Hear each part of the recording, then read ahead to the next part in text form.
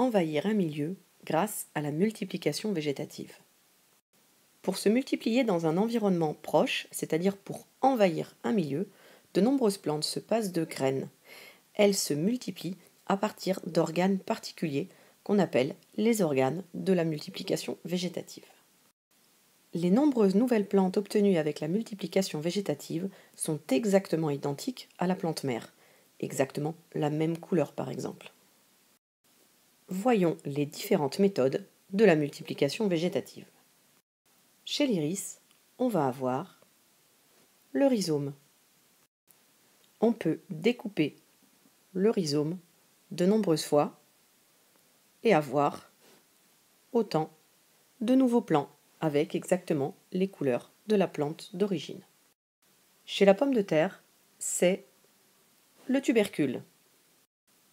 Les yeux de la pomme de terre vont donner des germes et ces germes vont redonner, au bout du compte, de nombreuses nouvelles petites pommes de terre.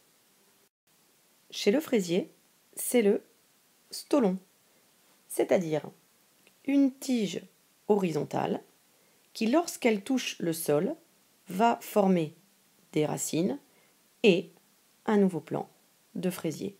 Ce nouveau plant va lui-même faire de nouveaux stolons et ainsi de suite. On voit bien sur la photo en fond d'écran les différents stolons qui ont donné de nombreux pieds. Chez de nombreuses plantes, on va réaliser des boutures.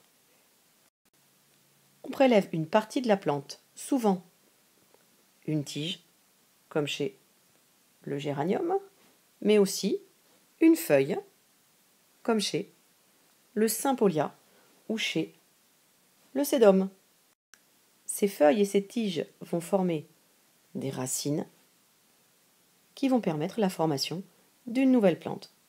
Le principe de la multiplication végétative a été repris et optimisé par ce qu'on appelle la multiplication in vitro. À partir d'un tout petit fragment de plante, on peut obtenir des centaines, voire des milliers de nouveaux plants. On voit ici des plants de pommes de terre qui ont poussé grâce à la multiplication in vitro et qui conservent toutes exactement les propriétés de la pomme de terre de départ.